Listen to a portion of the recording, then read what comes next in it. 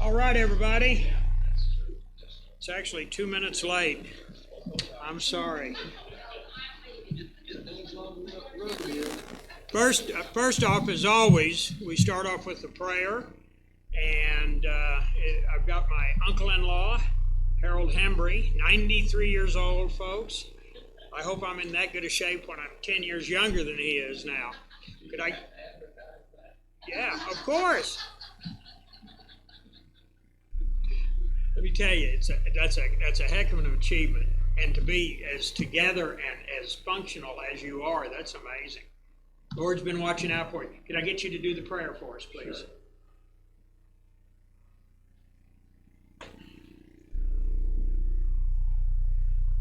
In the beauty of this day, our Father, we pause to remember your love and goodness to us.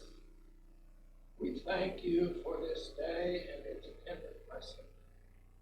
We thank you for the privilege.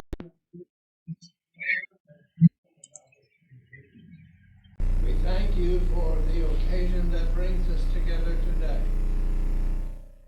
We ask your blessings upon us, enlighten us, encourage us, and use us in your service. In Jesus' name, amen. Amen. Thank you, Harold. Mike, could I get you to lead us in? Folks, this is Mike Klein. He is our newest member, and he's a silver level member, and we appreciate it very much. Do you mind leading us in the pledge? No. Allegiance to the flag of the United States of America, and to the republic for which it stands, one nation, under God, indivisible, with liberty and justice for all. First off, I want to thank everybody for coming. The K County GOP, the K County Republican Party, scheduled their every 2-year convention the same day as OK2A has their K County meeting. So I told Brian it was really good timing. He had 4 Saturdays in the month to pick, and he picks the one that we have our meeting. So anyway, I want to thank everybody for coming. This is a record crowd. Hello. Anyway, thank you everyone for coming. Before we get started, I want to introduce Shannon. Yeah, folks, this is Shannon Leatherman. A little later, he's going to have a few minutes to address you. He's one of the 3 candidates running for the District 3 Special Election K County Commission. Very important position to all of our lives on a daily basis. These local governments, the town government's number 1 and the county government's number 2, in a lot of ways have more effect on our daily life than the people in Washington, or, no offense, John, the people down at the Capitol. So, and on that note, since I love to plug my functions, Thursday of next week, the 30th of March, we are having in Tonkawa a candidate forum. I've got all 3 candidates that are running for that seat. Will be there that evening. It's going to be at the Tonkawa Church of Christ. Thank you, Dr. Cope. He's pastor there. And it's 300 North Public. It's the white church directly east across the parking lot from the Tonkawa School football field. So I would like to see all of you there. Tell your friends, spread the word. Also, Monday, which is day after tomorrow, at 7 o'clock at the same location, I'm having the candidate forum for the Tonkawa school systems. Anyone that lives in Tonkawa or has kids, there's people in Ponca City and Blackwell that have kids going to school in Tonkawa. This is a very important election. We've got, the way it works in Tonkawa, they have every 5 years, 1 seat comes up vacant. And so we've got 2 candidates, and they will be, we'll have a forum there. What I do at my forums, each candidate gets approximately 10 minutes to speak and talk about their views and whatnot. And then we go to live questions and answers. The Chamber of Commerce, when they have a candidate forum, you have to write your card or question on a 3x5 card. which tells me somebody at the Chamber of Commerce wants to screen the questions before they get asked to the candidates. I don't do that, but we have live questioning at my events. So that's Monday night at the school board in Tonkawa, and Thursday night the county commission. Folks, I brought this up before. Please, if you see my flyers on Facebook, please share. I get people click like all the time, but you can click share just as quickly as you can click like, and that will get that flyer out to a whole bunch more people. So I would really, really appreciate it. And if you have any friends that follow us on Facebook, mention that to them, because this can really make a difference. At this point, we still have access to Facebook. Who in here has our app downloaded on their phone?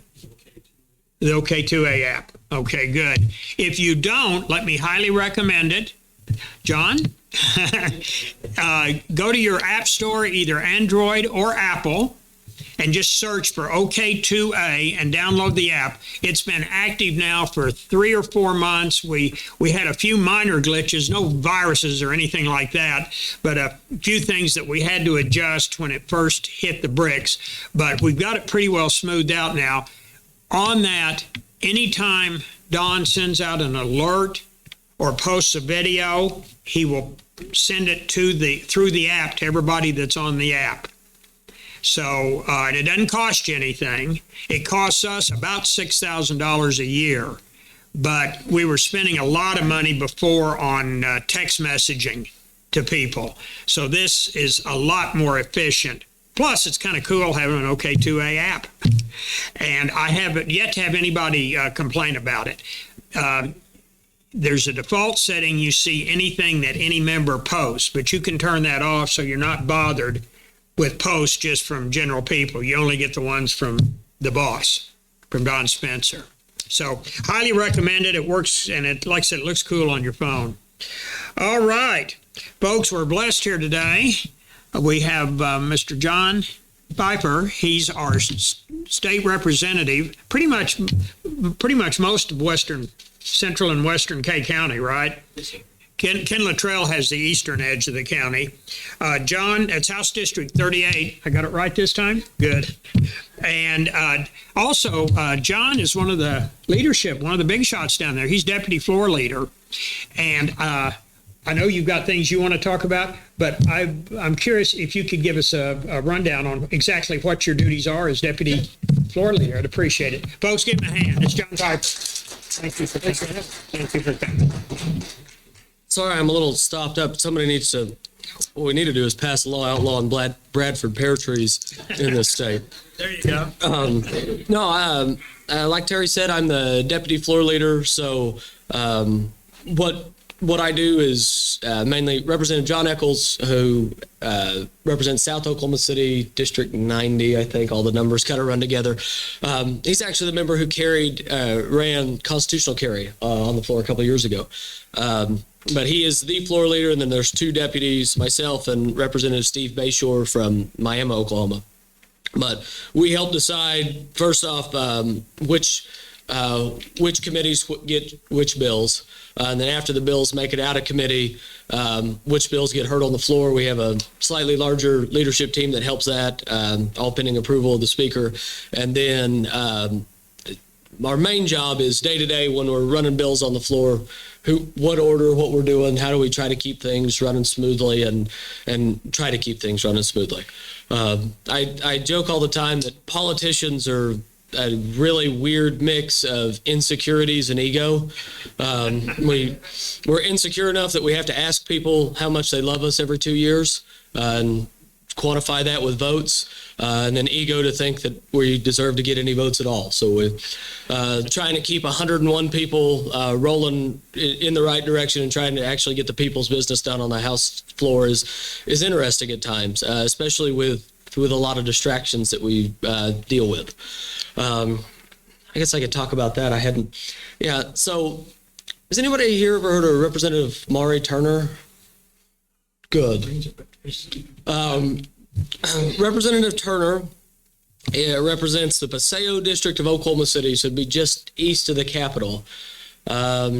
She is bisexual, trans, one of them, African American, Muslim, vegetarian. It's like they went through and got all the liberal outrage scorecards and just kind of checked all the boxes.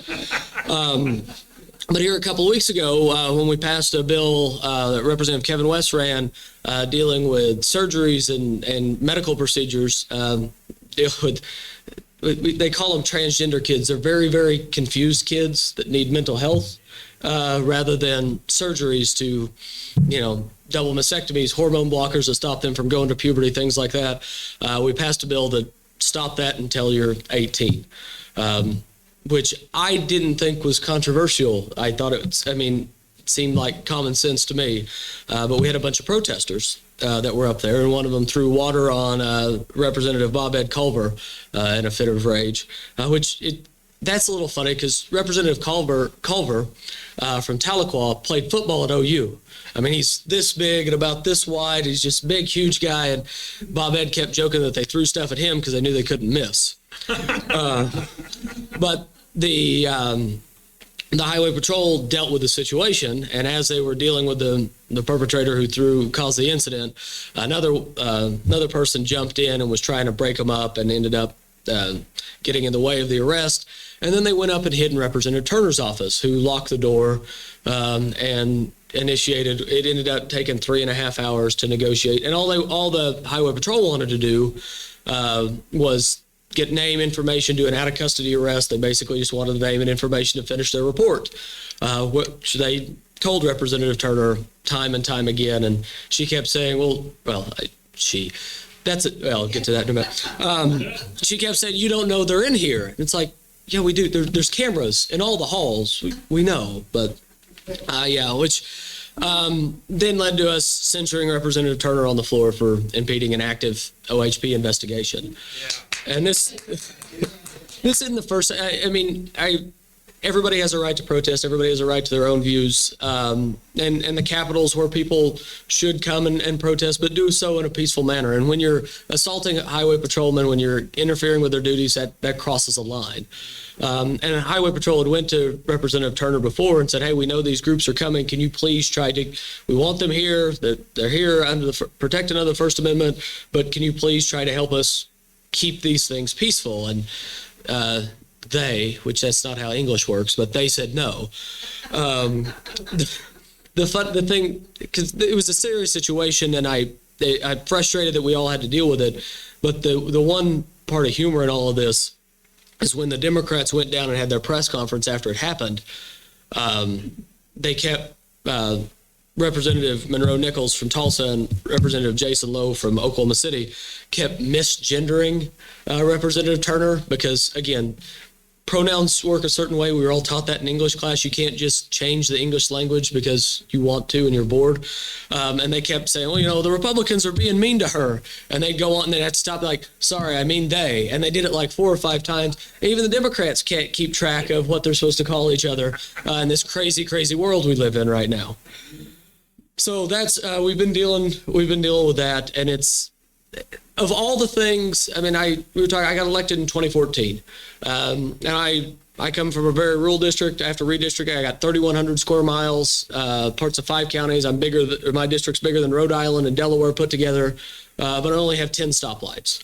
And so I went down there to focus on public safety initiatives, agriculture things, getting money for county roads and bridges, protecting the Second Amendment, stuff like that. I never in a million years thought I'd have to spend so much time of my day discussing what is a man and what is a woman. Because when we've lost this just basic thread of common sense, it's crazy. former Democrat Representative Jerry McPeak, who I served with in my early years from OK2A.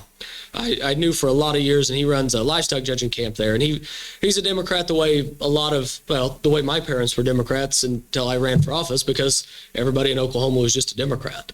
He used to say that every year when he started session, his hands were tough because he'd been working and his mind was sharp. And every day that it went on, his hands got softer and his mind got duller. And I ran into him the other day and reminded him that he said that, and he goes, I just can't even believe. He served as the Democrat or their caucus chair for 4 or 5 years. And back during some tough times under Scott Inman when we had big fights. But he goes, even the state party in Oklahoma has strayed so far from what we originally, it's like, I grew up in northeastern Oklahoma. We were Democrats because we wanted people to, have good jobs and stuff like that, and not argue over the craziest social issues. It's just, I don't know, watching the national parties, especially the National Democrat Party, how they've perverted basic science. Of course, they say, oh, you got to trust the science unless it's basic biology and stuff. I'll quit getting off my tangents. It's just very weird to see. And it's crazy to me that in Oklahoma we had the first, we've got Representative Turner, who represents all these things, and so we censured her. We removed her. The speaker removed her from all of her committees, pending apology to the Oklahoma Highway Patrol. And so they keep saying, well, we silenced her and all this. No, we didn't. All she has to do is publicly apologize to the Highway Patrol, and she can get her committees back. Granted, she's not going to do that, but she didn't go to committees either, so it didn't really matter. But it's fun. The same day we did it, they started sending out, because I got a copy of it, they started sending out fundraiser emails about how Republicans are being mean to her and using that to raise money. So never let a good crisis go to waste. But so yeah, we've been dealing with that. So we've had some interesting discussions, debates on the floor this year. We just finished up a major deadline. So session's kind of divided up into 3 basic parts. We have the part where we just deal with House bills. So we have 3 weeks of committee and then 3 weeks of floor on the House. So anything that doesn't make it out of committee onto the floor is dead till next year. Anything that doesn't make it off the floor to go over to the Senate is dead till next year. We just finished up that second floor deadline. We passed 477 bills, I think is what the staff told me. The Senate, they did the same thing. I think we haven't received all of them. They passed somewhere between 375 and 400 Senate bills off the Senate floor. And then we switch. All the Senate bills go over to the House. The House bills go over to the Senate. We reassign those out to committees. The committees work through them, and then we send those onto the floor, and then we do that. So we started out this year with about 300 total bills filed, House and Senate. So we've whittled it down to less than 800 now, rough numbers, which is a little bit more than normal, but not too far off. At the end of the day, we're going to end up making 200 to 300 different actual changes in state law that's going to make it all the way through the process and get signed by the governor. A vast majority of that stuff is the simple nuts and bolts of running government. The commission on whatever needs its sunset extended, so we extend that. It's got to be done in statute, so it's a piece of legislation. So a vast majority of that stuff is just not fun, and most of it's non-controversial. It passes out of the House 90-something to nothing, and it's the rest of the 20% is where we actually kind of figure out where we want to go as a state and how we move forward. And in that vein, I think we've passed some really, really good stuff this year. Since we're OK2A, let's talk about the Second Amendment bills we passed first. Representative Kevin West just this past week got his bill out that says that if your company discriminates if your company discriminates and has anti Second Amendment policies, you don't get to do business with the state of Oklahoma, which is a big and I don't know if these big companies actually believe this kind of stuff, or if they're just doing it to try to appease investors in New York and California and shareholders. But it doesn't matter, because at the end of the day, the end result's the same thing. Whether they actually believe it or whether they're just trying to do it for money, the results are still the same. And so we sent a message, and we're not the only state that's doing this, that, hey, if you want to take these liberal policies in your private company, that's fine, you can do that, but the state of Oklahoma is just not going to do business with you. And kind of tied along with that, Speaker McCall had a bill that he actually got to go to CPAC and talk about. It's going to be the way I think the rest of the country does this. As we talk about ESG, environmental something, social governance, yeah. Let's call it what it is. It's BS. It's BS liberal policies that private companies, again, whether they actually believe it or whether they're just doing it to try to bump their stock value, it amounts to the same thing, which is crazy because Continental Oil, owned by Harold Hamm here in Oklahoma, has ESG policies. When we start caving in on stuff like that, it's when it takes over the world.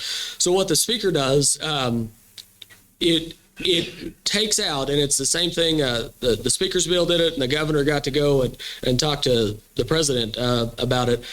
Our pension funds, which is a vast sum of money from teachers' retirement, highway patrol retirement, all of the state retirements, are precluded for making any kind of decision based on anything other than just sound financial data.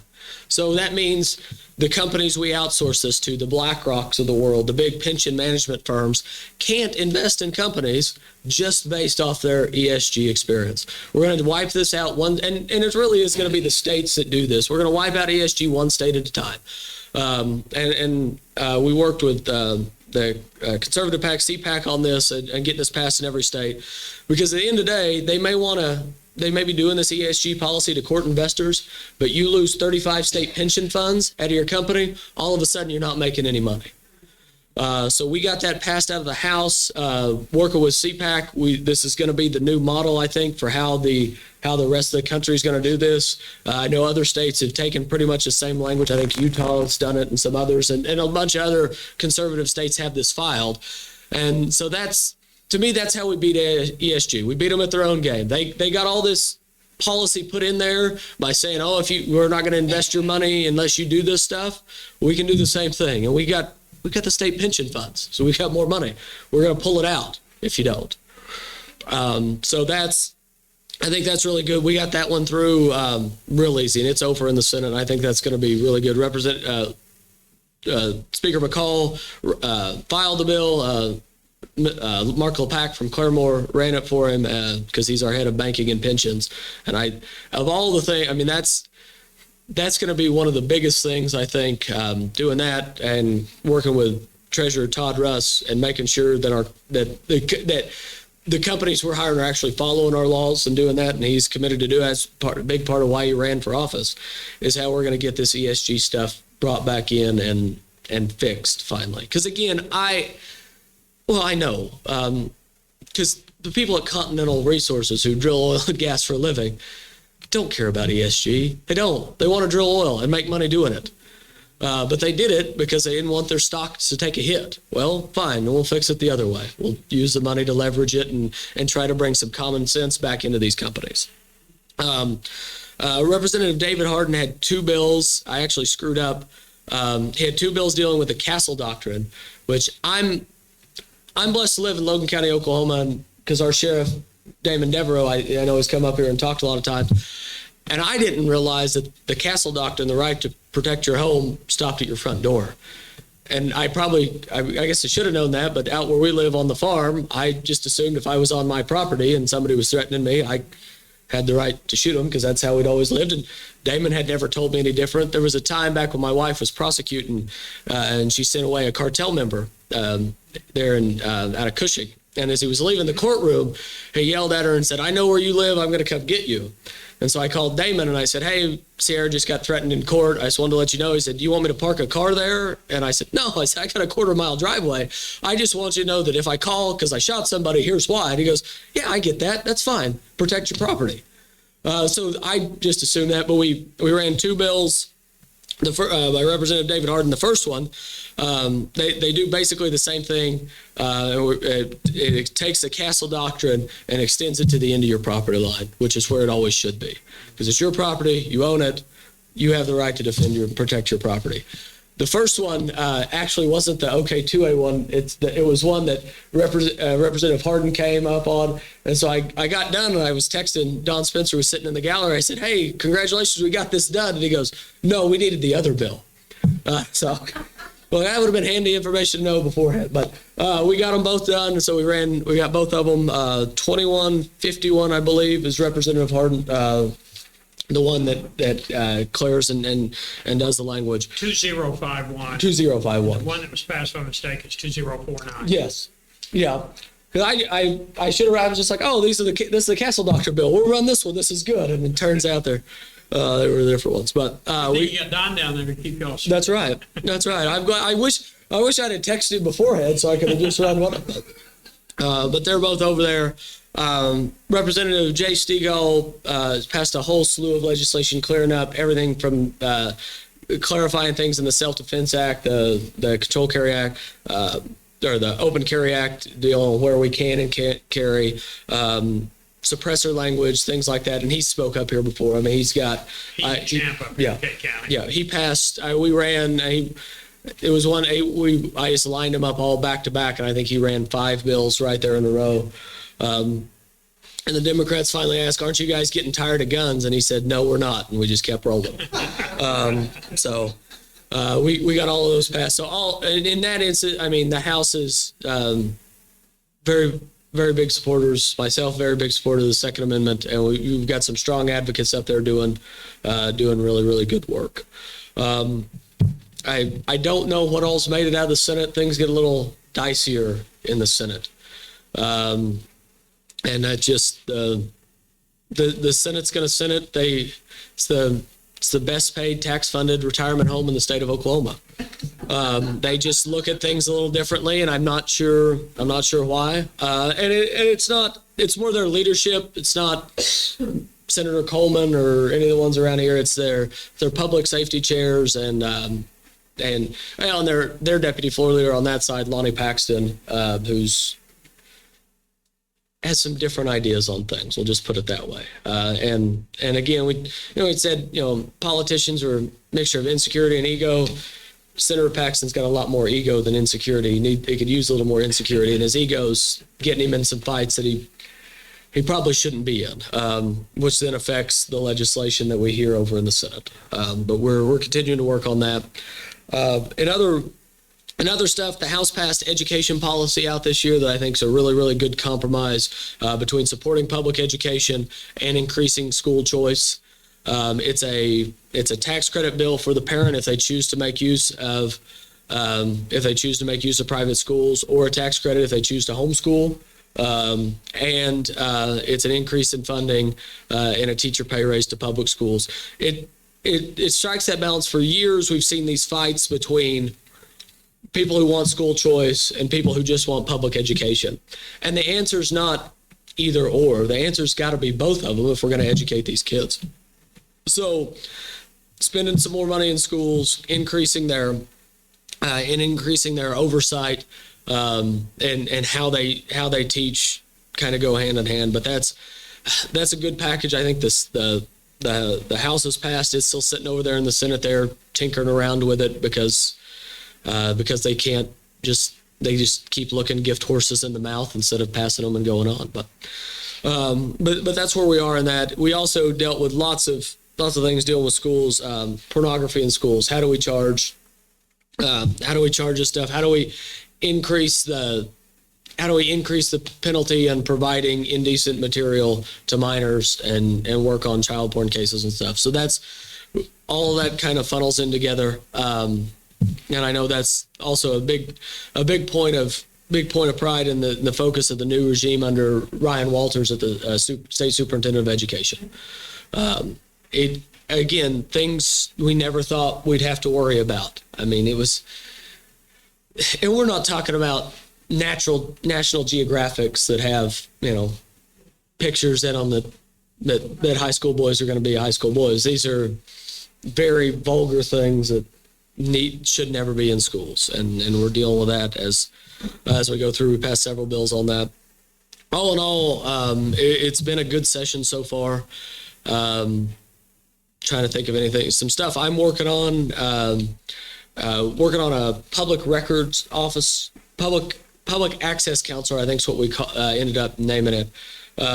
Right now, we've got a big problem getting state agencies specifically to respond and apply to open records requests.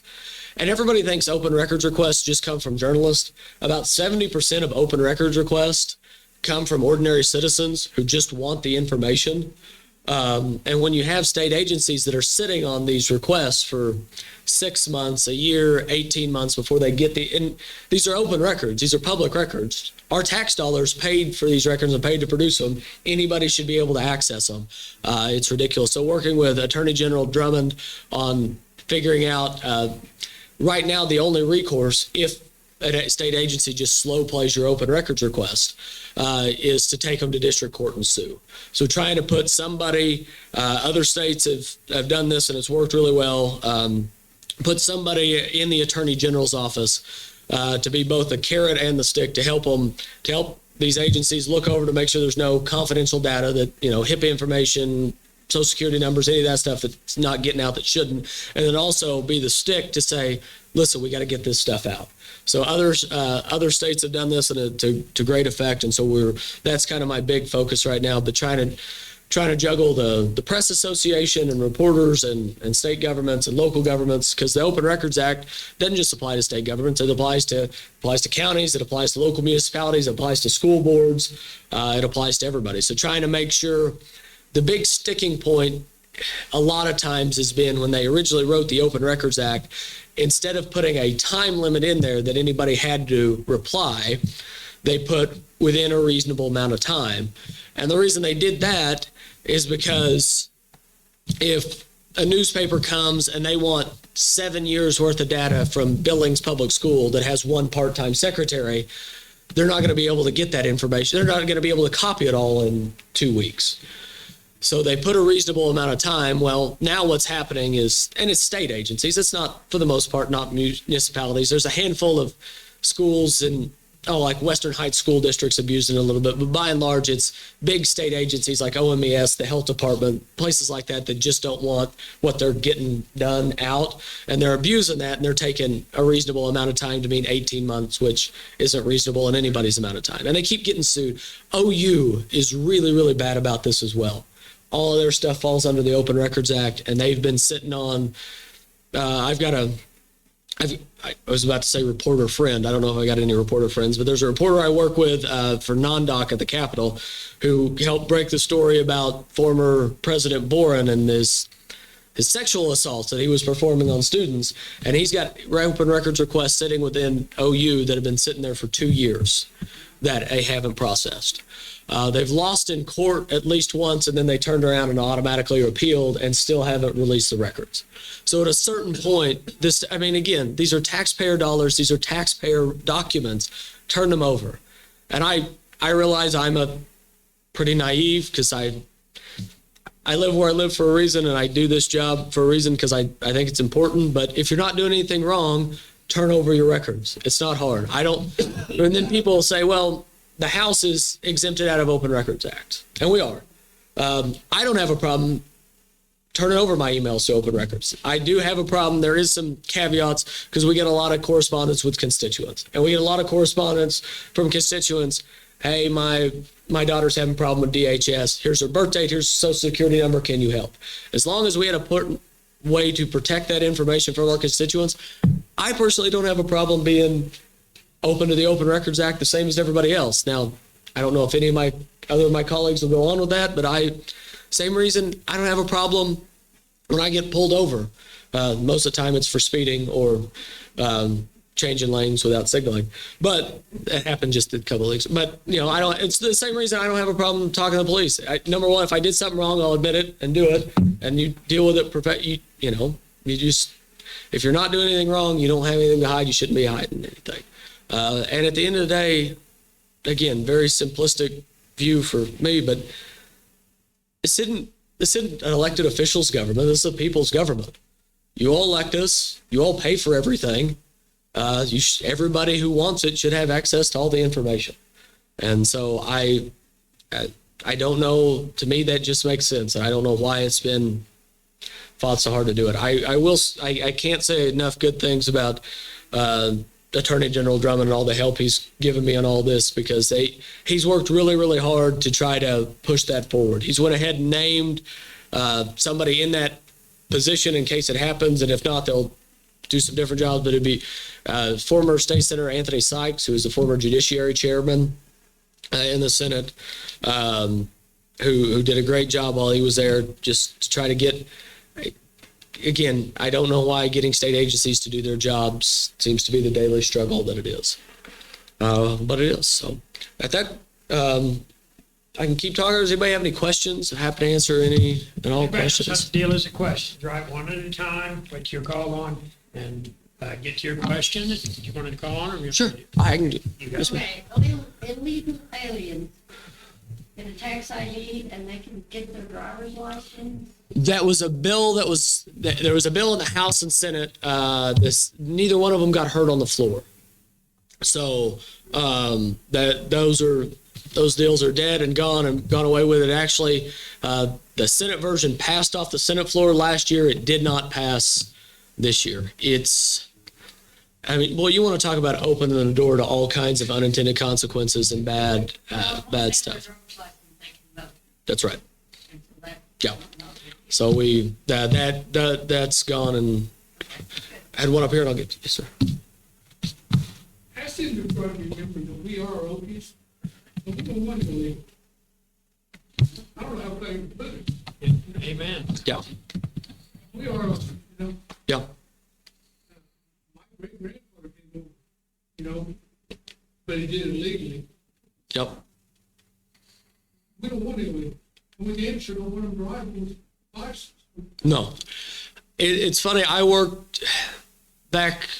God, it's back in the good old days now. Back when we had Trump in office, I worked with Don and OK2A and the Sheriff's Association to pass a bill that if and when sheriffs detained an illegal alien, they could alert ICE. We could get the process moving, getting them shipped out.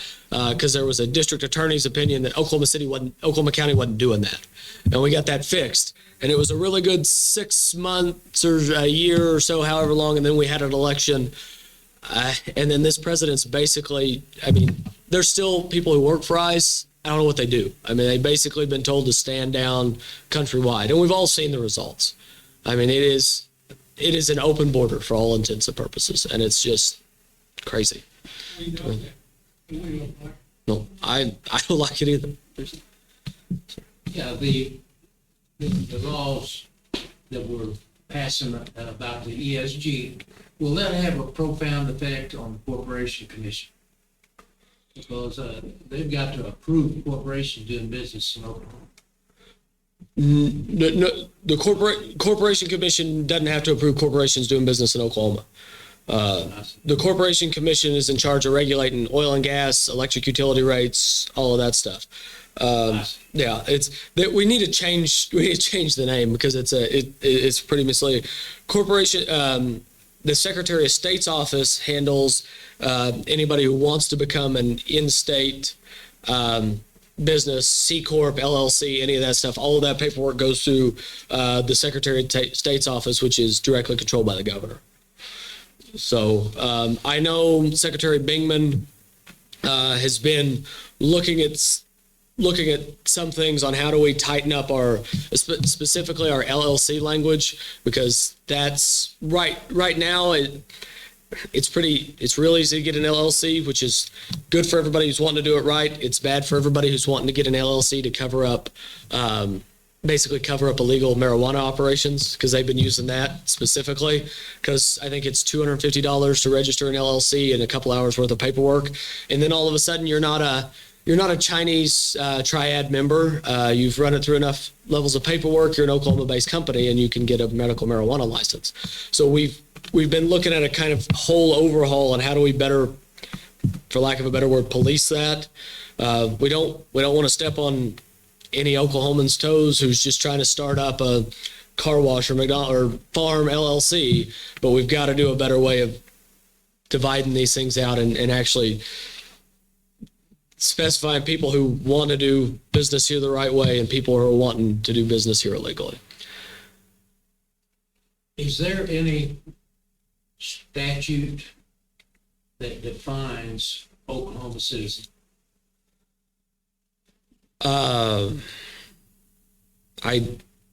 I don't know.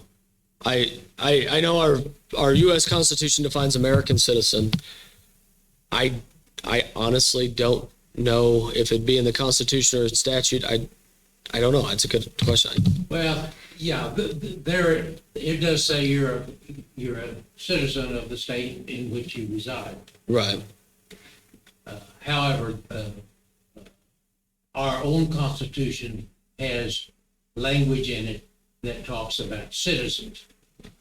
And it's a little bit unclear as what citizen they're talking about, whether they're talking about U.S. citizen or Oklahoma citizen. And I'm assuming that it's talking about Oklahoma citizen. And that's why I'm asking the question. Is it Whether it's just a resident that lives in Oklahoma, or whether it's somebody that's born in Oklahoma, just how it's classified. I can't draw to mind any time where it is classified in statute. That's not to say that it's not, but I can't think of a specific place in statute where it is defined. I'm wanting to get something that official that says I'm an Oklahoma citizen. I've got a driver's license. Right. Okay. Thanks. Yeah, John, on the, is there anything being worked on to prohibit foreign ownership of land in Oklahoma? And where does that stand? There is, but it's more on the enforcement side because in Oklahoma's Constitution, it specifies that no foreign entities can own agriculture land. So the problem again is on the enforcement side, and it works. It happens a lot with medical marijuana, and so they're doing it a couple of different ways. The easiest way, and the way they're doing it the most, is they just have a front person file the paperwork. I'm a triad member. I go to Terry. I said, Terry, you want to make $3,000 a month and not have to do anything? Sign this paper. Boom, all of a sudden you're a majority shareholder in a medical marijuana farm. It's amazing how many legal secretaries who work for law offices that do medical marijuana stuff are majority owners on 300 to 500 different medical marijuana farms. Some agency working on unraveling all of that? Oklahoma Bureau of Narcotics and Dangerous. They changed it to Oklahoma Bureau of Narcotic and Dangerous Drugs, but OBN is. Are they arresting these secretaries under fraud statutes? They are arresting the secretaries, and better yet, they're arresting the bosses. So there's currently two attorneys. Matt Stacy's one, and I forget the name of the other one because those both happened before Sierra changed jobs when she worked at OBN. That they have filed, they went to grand jury on, and they are under indictment through the Attorney General's office right now. And of all of the things, I mean, they're fighting on lots of different fronts. If we can get a handle on the shady lawyers that are doing their paperwork and helping them make it seem legal, then we can help get this cleaned up. And between the two they currently have under indictment, that, I mean, I bet it's anywhere, and again, because they're good at paperwork and it's hard to say, but anywhere between 50 and 75% of the suspected illegal licenses went through those two law offices. Are you implying that there are shady attorneys? Yes. Yes. Yeah. And something new every day, folks. And they've made millions off of this. I mean, it's unbelievable. And there's direct ties back. There's direct ties to the Chinese nationals that are running and operating these farms, back to the Chinese triad, which then we get into national security implications because you can't operate anything in China without control or blessing of the state party, and it's crazy. Yeah, I talked to Langford about this before the last election. He was saying that virtually all the land around the Air Force Base is Chinese owned. I can't believe that is all marijuana grows. He said they have it basically circled. Down around Tinker? Yeah, around Tinker. Yeah. Well, I've heard the same things going on in North Dakota and outlying areas. It is. As well. They're buying everything around the Air Force Base. Yeah. Strategic land. Yeah.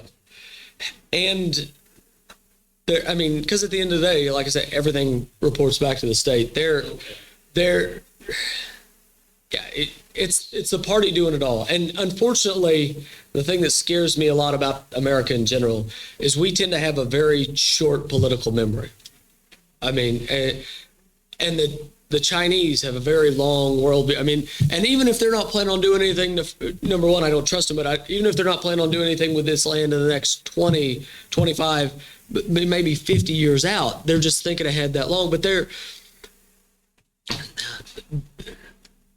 don't take what I'm about to say. Their system of government works a lot better for long-term planning because it's a totalitarian regime. I mean, we're only 2 generations away from Mao himself. I mean, these people they've been brought up under the party. This is what they've done, and they're thinking long term, and they've been thinking long term because they've been in government since they were 16. The dynastic background Yep. in China, their patience is unbelievable. They Yep. don't care if it's 300 years Yep. before they destroy us. They just want to We're- destroy us. Yeah. Whereas we can't think.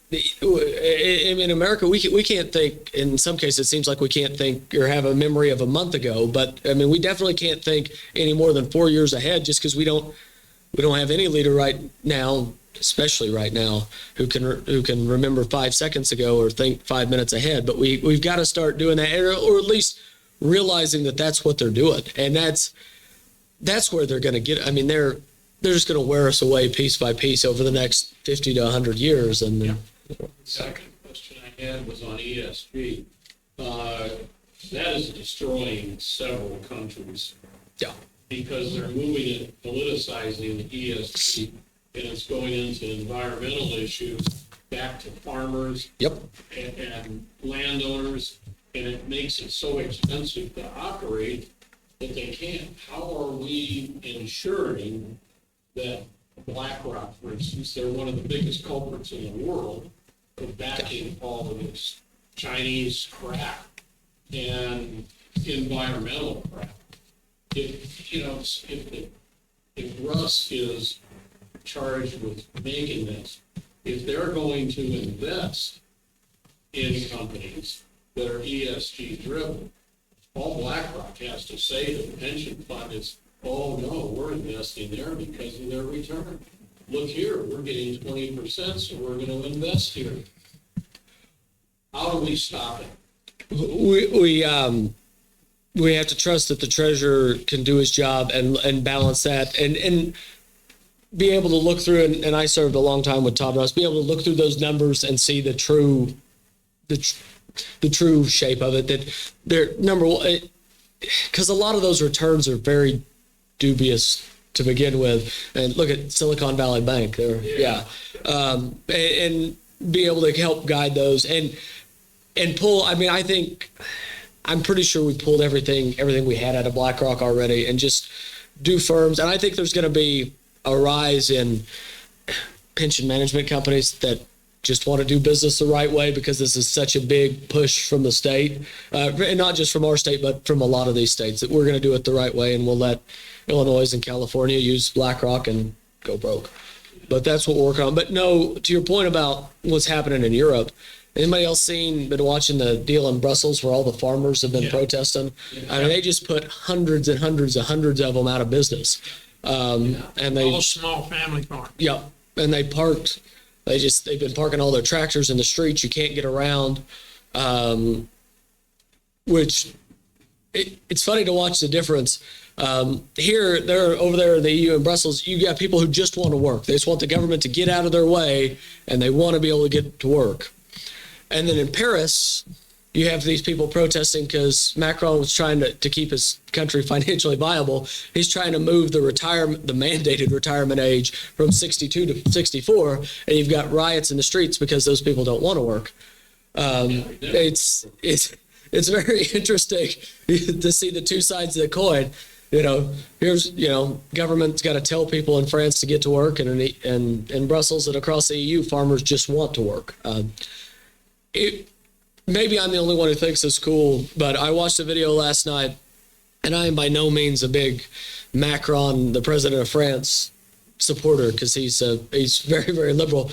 But he's doing this interview last night, and he's talking about how the people of France need to dig in, and everybody's got to make sacrifices to keep their country afloat. And a couple minutes into the interview, he realized that he's wearing a very expensive, like a $4,000 watch, and like a magician, I've never seen anything like it. He keeps talking, and he's talking the whole time, and he goes under the table, and he gets his watch off, and and then next he's gesturing with both hands again. He doesn't have a watch on. If anybody likes weird stuff on the internet, go watch that. I've never seen any street magician do it quite like that. It was crazy. So, yes, sir. It's a rumor that I heard that judges and clerks are getting their salaries doubled. Yes. It's a rumor? Yeah, it's a rumor. There's a commission, and then the state has to vote, or we have to vote on increases in judges' salaries, and there's a schedule on how they all work. And we gave them a small bump a year ago, I think. But there's nothing out there this year. And clerks, I haven't heard of a pay. All that stuff has to be passed through legislation. I haven't heard of a bill out there to give clerks a pay raise, but by no means is it going to double. Yeah. And the second question, I applied for birth certificates for my 4 great-grandchildren year and 6 months ago. It came back approved, but they have never been able to obtain those certificates. I need a week on communication, which is terrible. Okay. That whole operation down there needs to be. Service Oklahoma is a mess. If you can call Ashley in my office, this number, and tell her we can get you that expedited and stuff. Because you got to have your birth certificate for everything. I got the number and everything. It said they're approved. They just won't send them out. Okay. Call Ashley Monday. We've had to do this for a couple of people, and we'll do it. I also unlike Congress or anything else, everybody say, oh, we got a staff. My staff is me, and I've got an assistant, Ashley, who I share with another representative I share the office with, but she is very, very good and loves helping people with stuff like that. And we've actually had to do that for some other folks too, so we know who to call. Just give her a call and we'll get it worked out. I'm sorry about that. It's okay. In Oklahoma, we got a weird way. Sometimes we can do big things very, very well. And simple things like birth certificates and driver's licenses, we're just horrible at. So, yes, ma'am. Well, abortion, and sent back to the state, what kind of laws are they passing? So we passed laws last year that basically from the outlawed abortion from the point of conception onward in the state of Oklahoma. Well,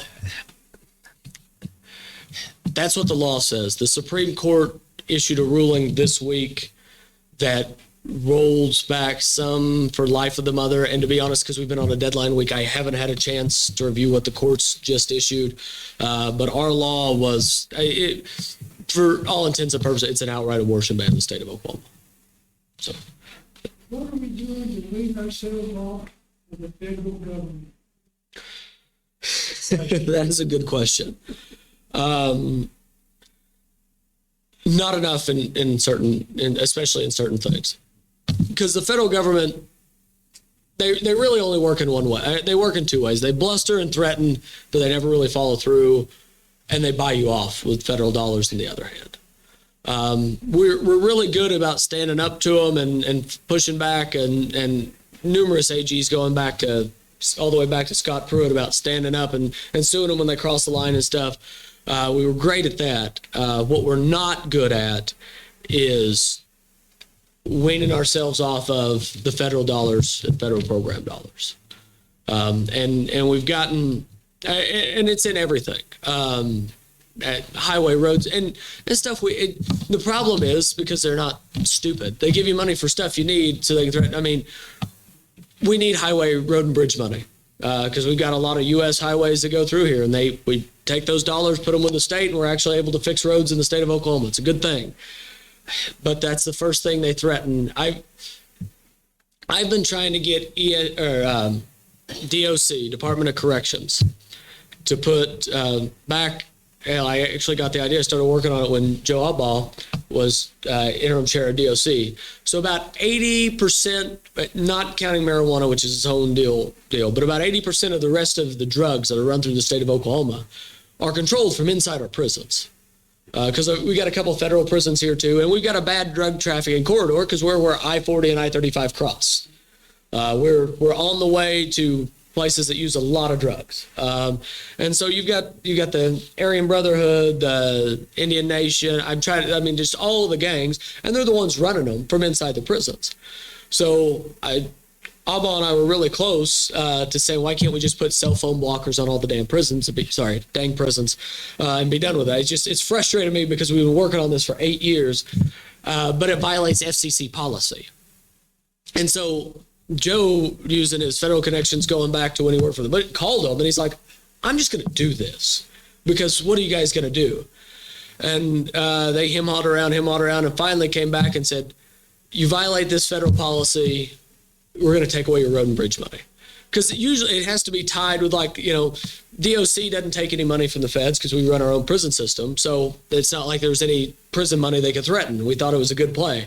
And they him-hawed around, it took them weeks and months, and they finally came back and said, okay, well, you do this, you're not going to get any highway, road, and bridge money. And so since then, we still haven't been able to do it. DOC's gotten better, and they've got some cell phone monitoring stuff, which allows them to listen to what's going on and garner more information and shut down. And so it's slowly getting implemented, but not as fast as it could have if we'd just put cell phone block. But that's, and the answer to that is not enough because everybody starts with good intentions and then they offer you $2-3 billion in ARPA money. And it's, and we're doing a lot of good stuff with that money, but it is almost like an addiction. Is there any effort to unite with other states that have that same belief? There's been some talks about stuff like that. The other side of that coin is it's not like we're going to be able to stop federal tax collections coming out of the state. So we know they're using it. We know they're using that money to control us, but at the same time, it's your money.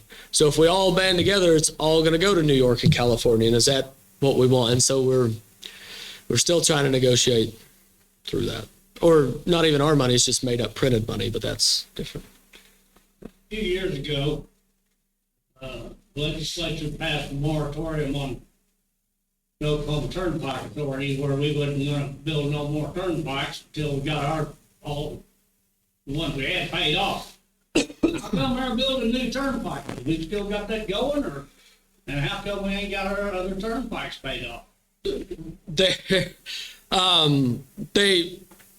ones that they were planning on building were started and in the works before the moratorium went into place. And where that's at right now, I don't know, because they recently found that they violated the Open Meetings Act and how they're doing it. It's a complete mess. I know the Attorney General is looking into it right now and trying to figure out, do we need to investigate where we go from here? But that's where it stands right now. It's with the Attorney General's office figuring out what state laws we violated and where we go from here. Well, we're updating, from toll booths to plate pay and whatever, how come we're updating these things instead of paying them off?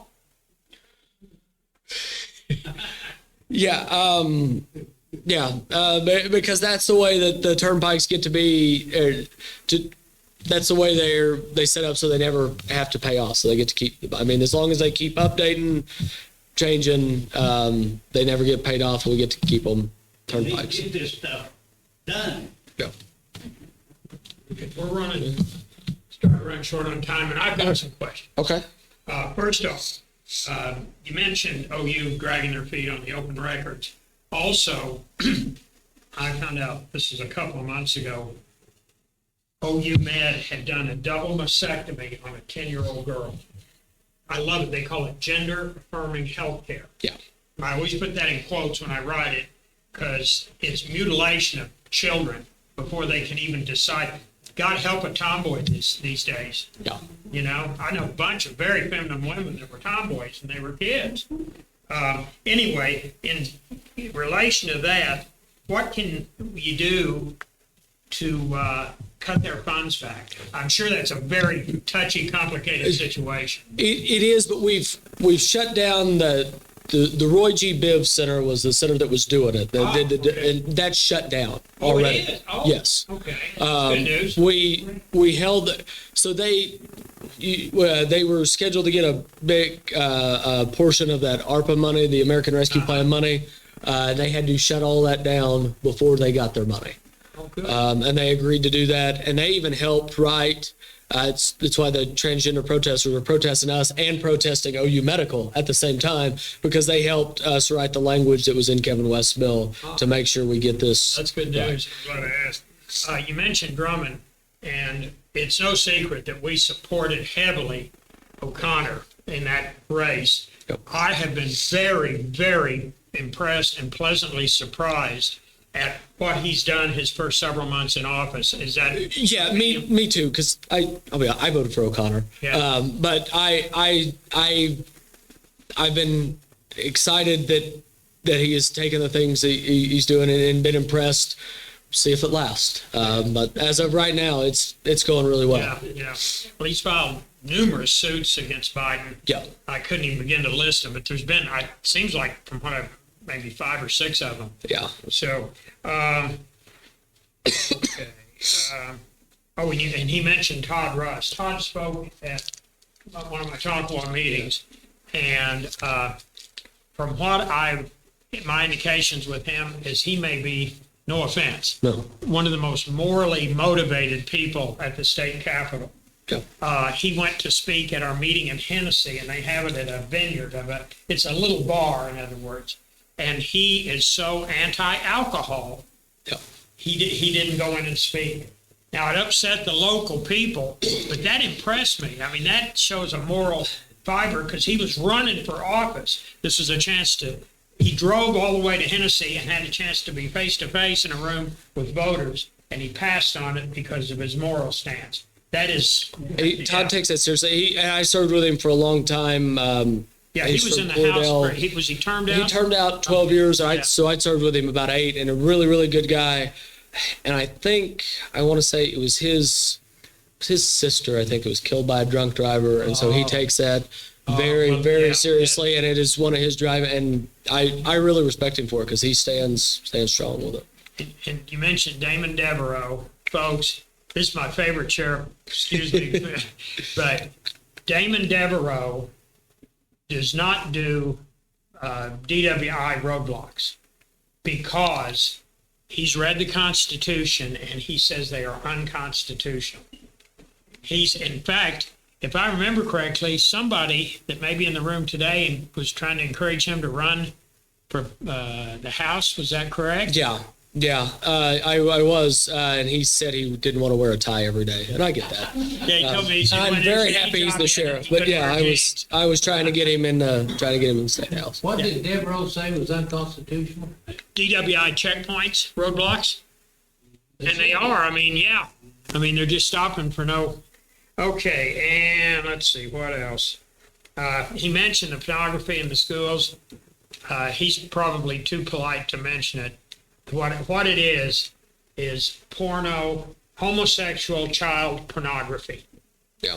That's exactly what it is. If you want to see an example, there's a book called Gender Queer, and if you'll look it up online, it's a graphic novel. What this is a comic book in hardbound.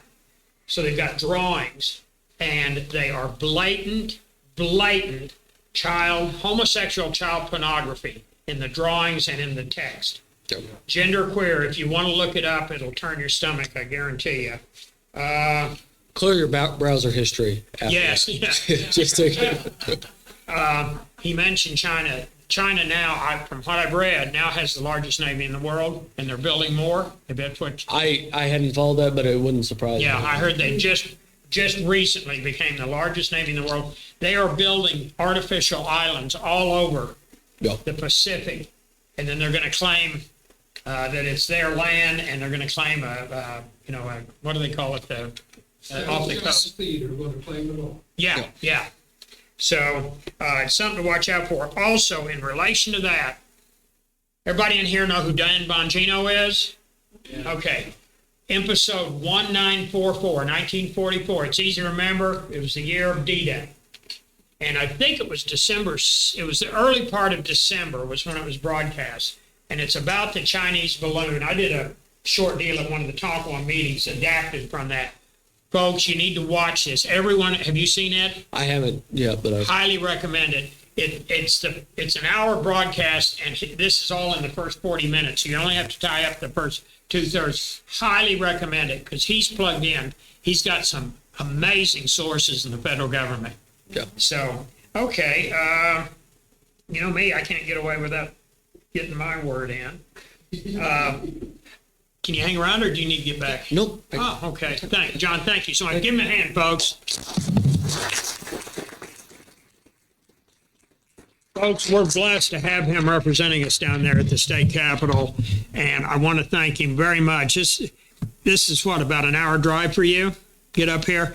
And this is 2 days in a row he's done it. So he was at Mary's yesterday morning at 7. This is a lot easier schedule. It's noon. Let's see, a couple other things that I wanted to mention. He mentioned CPAC, the Council on, Council on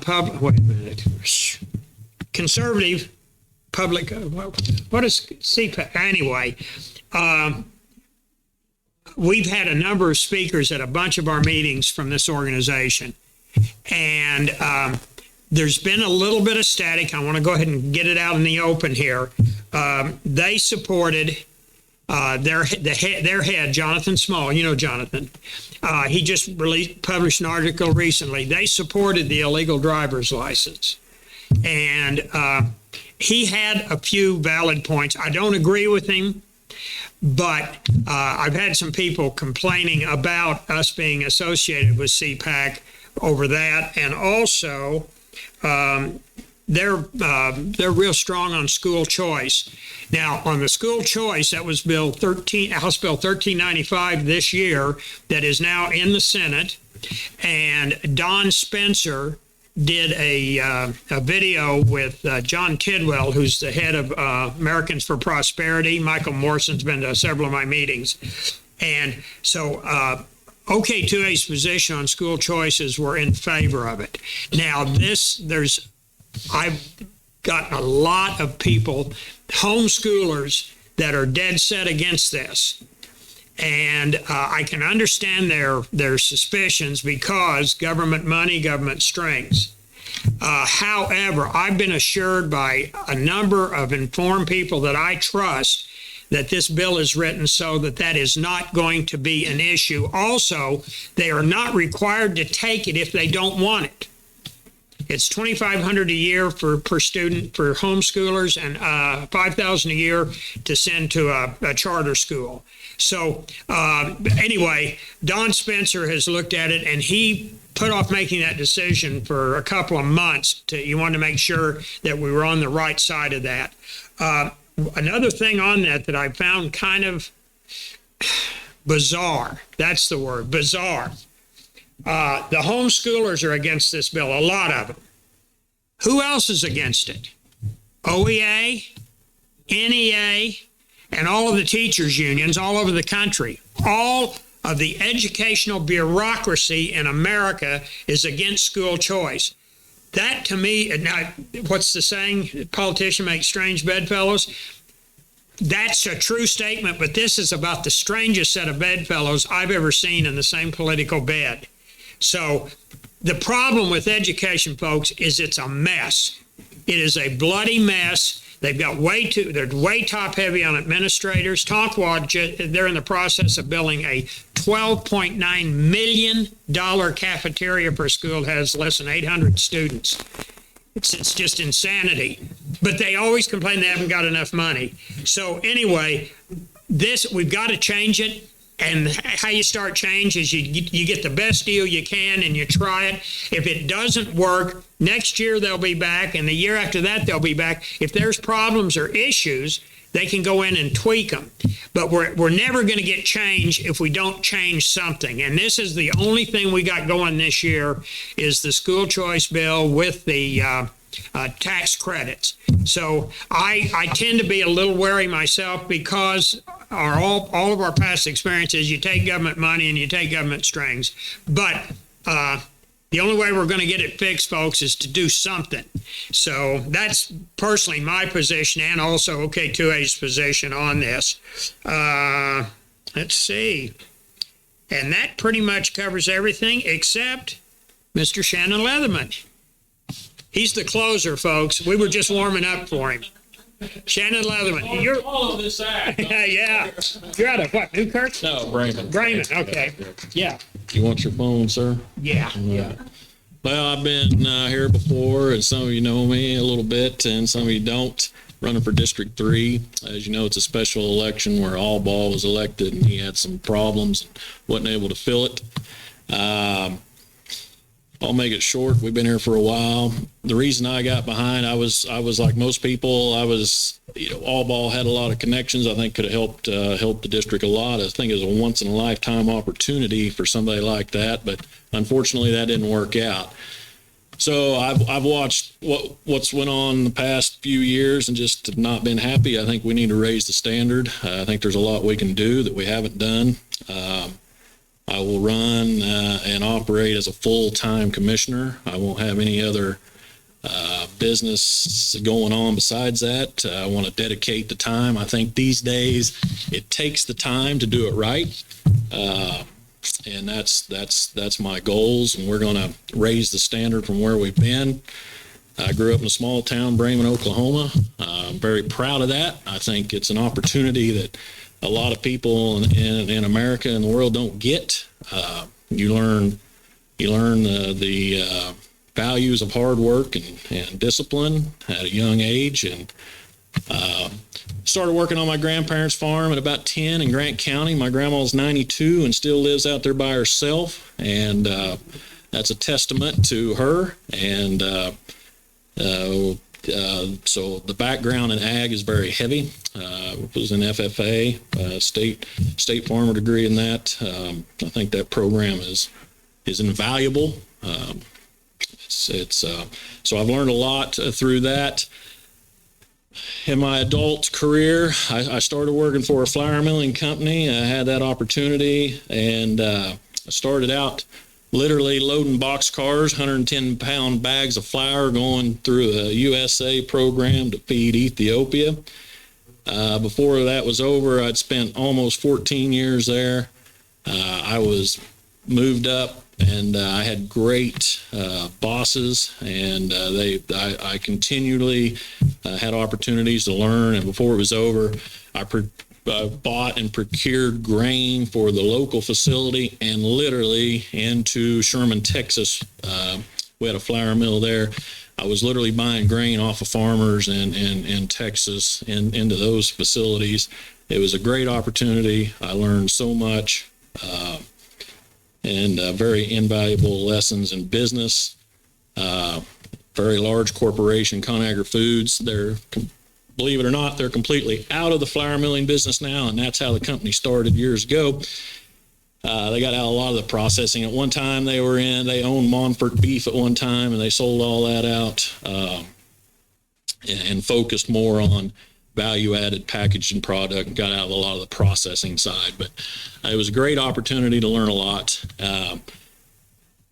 One of the things I learned through there is you got to measure metrics. Is you got to know where you're at to move forward, to improve. Those are some of the things I will take to the county operation. You can't do it by yourself. Your team is a big part, and I think I can bring a lot to the table to help the employees that are there and improve their things, and they can learn. And you know what, we may train them up and they may leave, but that's part of the process. If we help somebody along the way, that's a good thing. And I've also got the opportunity to work for a family operation, way smaller in scale. And the big differences is when you was with ConAgra Foods, things are funded by Wall Street. So it's a whole, you're the whole different deal. And then when you're a family deal, the money is way different because you got to make sure this is working on a day-to-day basis. Money has to come in because you have to be efficient because that's the only way it's going to work. And it's been great. I've been given a lot of responsibility, like I said, for large company and small family business. Great opportunities to learn a lot. I just think I can take a lot of those principles and the things I've learned and improve greatly and represent the entire area. I think the stars have lined up. So I got in. I'll be 49 this year. I still have a lot of gumption. Like I said, I'm excited. It's a great opportunity because I think I can bring a lot to the table, and as a team, we can grow and build and improve on things that I feel that maybe has been overlooked. Transparency, like Mr. Pfeiffer was talking, I think there's some great opportunities to be more transparent on my end with technology. That's one of the benefits of technology today. One of the things, the Hubbard Road Bridge is not in my district. It's actually in District 1, but the funny thing is it probably affects District 3, my district, way more than it does that district. And it's amazing because, as I've campaigned, everybody's like, what are you going to do? Well, I mean, there's limits to what I can personally do. But what I can tell you, I've already looked into it. But back to the transparency, it's amazing because that process is already well on its way. And more than likely, that's going to get started 24 or 25. But it's just amazing how, the citizens don't know that. And that's where transparency and open records, I've been a little frustrated just trying to gather information on what I like, budgets and stuff of the county. You just wouldn't think it should be because it is our money and it is our stuff. You just think that would be easier to learn some of that stuff and it'd be more open and easier to find that information. So I will definitely try to do on what I can control, getting that information through either a Facebook page or maybe an app. I don't know. That we'd have to look at a lot of stuff, but I'm very open to. Apps are a lot more expensive. Well, and that's, I would probably have to fund that myself, and I don't know if that's going. But anyway, those are just things, and my background a little bit.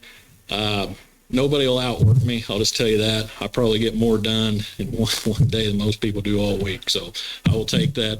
Let's take that attitude and dedication to the county and like I said, I look forward to the opportunity because I think we got a lot of good things we could do. So anyway, I don't know if you got any questions or we got time or any of that good stuff. Tell you what, if you got questions, Okay. after the meeting. All right, sounds good. Need to Thank get a you web all. up there. Thank you for coming, Shannon. Appreciate it. Appreciate your efforts. I just want to cover one other thing, and then I'll let y'all get out of here. I've got a list of bills up here, but we just don't have time to get into them. But if you've got any questions, I'll be here. You can come up and ask me. I've got a complete list here. I mentioned Americans for Prosperity and CPAC. Folks, and I've covered this before, when the left, when the libs, when the Democrats get together, they concentrate on the 80 or 90% of the issues that they agree on. When us conservatives, Republicans get together, we tend to concentrate on the 10 or 20% that we don't agree on. Folks, we got to fix that. We got to fix it.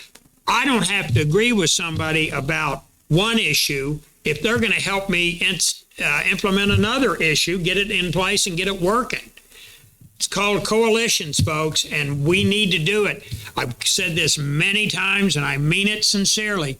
Our enemies are organized. If we don't get organized, they are going to bury us, and I mean that literally. Just look at history. Whenever you have a one-party state, it ends up in genocide over and over and over again. And, of course, the very first thing they do before they can get to that is register the guns. In Germany, Hitler seized the guns, but it was the good German government before him, the Weimar Republic, that registered all of the guns in Germany. So when Hitler became chancellor in January 1933, all he had to do was open those file cabinets for his Gestapo and SS, and they knew exactly where to go to get the guns.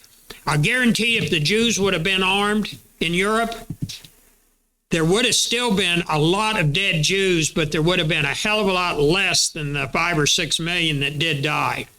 Folks, this is serious stuff. This is not part-time politics.